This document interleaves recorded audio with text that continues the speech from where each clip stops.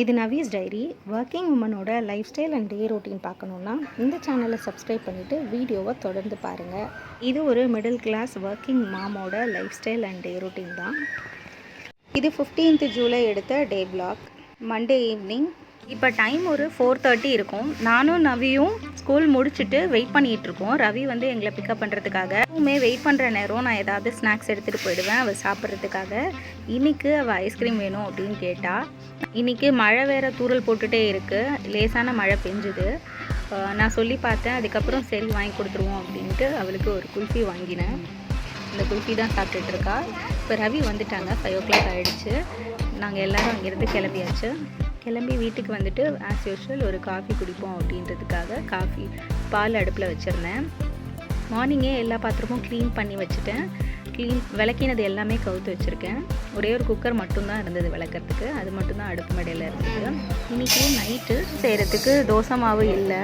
அதனால நான் அடைக்கு தான் ஊற வைக்க போகிறேன். இன்றைக்கி பச்சைப்பயிறு அடை தான் செய்ய போகிறேன்.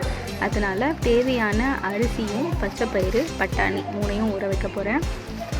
இந்த பேக்கெட் நான் ரவியோட காலேஜ்லேருந்து வர வழியில் வாங்கினேன். 20 rupeesக்கு நிறைய தானியங்கள் விற்கிறாங்க. அதில் வந்து இதுவும் ஒரு பாக்கெட்டு. நான் ஏற்கனவே வாங்கியிருக்கேன் அப்படின்னு சொல்லியிருந்தேன் இல்லையா, அதுதான் இது. பச்சைப்பயிறு ஏற்கனவே பட்டாணியும் நான் ஊற வச்சுருந்தேன். இப்போ பட்டாணி, பச்சைப்பயிறு, இட்லி அரிசி இது 3ஐயும் நான் நல்லா தண்ணியில் கழுவிட்டு 3 மணி நேரம் ஊற வைக்க போகிறேன். 8 மணிக்கு நான் அடை செய்கிறதுக்கு சரியாக இருக்கும். இது நல்லா ஊறிடும். அதுக்குள்ளே நேற்று ஜூ போயிட்டதுனால நான் தோசை மாவு வரைக்க முடியல. அதனால இன்றைக்கி அடை தான் செஞ்சிட்ருக்கேன். ஈவினிங்லேருந்து என்னோடய வழக்கமான வேலைகளை செஞ்சுட்டு இப்போ மணி ஒரு 7:30 இருக்கும். இப்போ நான் அடை அரைக்கிறதுக்கு தேவையான பொருட்கள்லாம் எடுத்துகிட்ருக்கேன். ஃபஸ்ட்டு சிகப்பு மிளகா ஒரு 15, அதுக்கப்புறம் இஞ்சி நல்லா தோலை செத்திட்டு அதை நல்லா கழுவிட்டு அதையுமே குட்டி குட்டியாக நறுக்கி மிக்ஸி ஜாருக்குள்ளே போட்டுடுறேன்.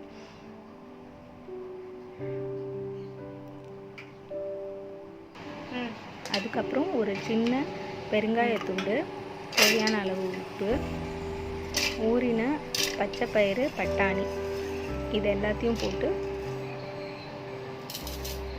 ஃபஸ்ட்டு ஒரு ரவுண்டு அரைச்சி எடுத்துருவோம். அரைச்சதுக்கப்புறம் இப்படி தான் இருக்குது. அரைப்பட்டுருச்சு.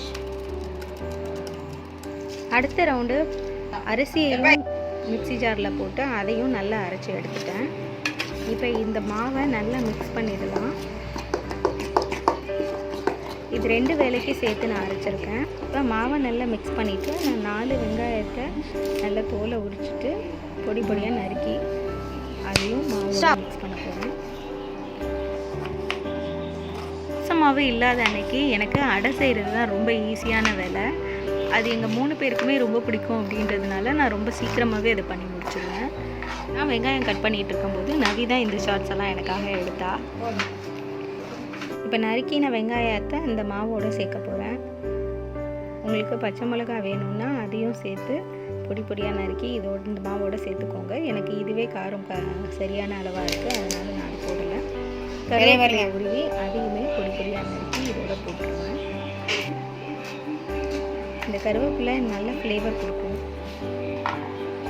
பயிறு வகைகள் டெய்லி கொடுக்கறது நல்லது குழந்தைங்களுக்கு. அதனால நான் நவிக்கு இந்த மாதிரி அடையாக செஞ்சு கொடுத்துட்டேன்னா அவள் விரும்பி சாப்பிடுவா. அதனால நான் இதை ஃபாலோ பண்ணுறேன். இப்போ இது எல்லாத்தையுமே நல்லா மிக்ஸ் பண்ணிவிட்டு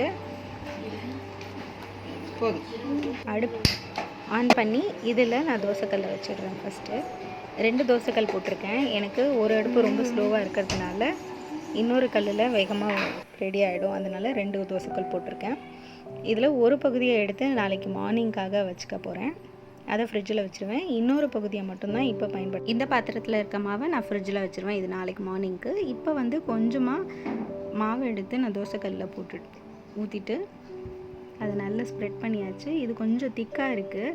அதனால் உங்களுக்கு இன்னும் தண்ணி வேணும் அப்படின்னா தண்ணி இன்னும் கொஞ்சம் மிக்ஸ் பண்ணி கொஞ்சம் தோசை மாதிரி ஊற்றலாம். மாவை ஊற்றினதுக்கப்புறம் தேவையான அளவு எண்ணெயை விட்டு 2 பக்கமும் திருப்பி எடுத்தால் சூப்பரான பச்சைப்பயிறு பட்டாணி அடை ரெடி ஆகிடுச்சு. இது நவிக்கு ரொம்பவே பிடிச்சிருந்தது. பாருங்கள், பார்க்கவே எவ்வளோ நல்லா இருக்குன்னு. சாப்பிடவும் சூப்பரான டேஸ்ட்டோடு இருந்தது. நவி இதை சாப்பிட்டுட்டு ரொம்ப நல்லா இருக்குது அப்படின்னு சொல்லியிருந்தேன். ரவியும் சாப்பிட ஆரம்பிச்சிட்டாங்க. தேங்காய் சட்னியை அரைச்சி வச்சுருந்தேன் இது சாப்பிட்றதுக்கு. காலையில் வச்ச சாம்பாரும் இருந்தது, அதுவுமே பக்கத்தில் வச்சுருந்தேன்.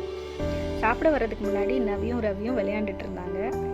இந்த மண்டே நைட்டு ஈவினிங் எனக்கு இப்படி தான் போச்சு. வீடியோ உங்களுக்கு பிடிச்சிருக்கும்னு நினைக்கிறேன். தேங்க்ஸ் ஃபார் வாட்சிங்.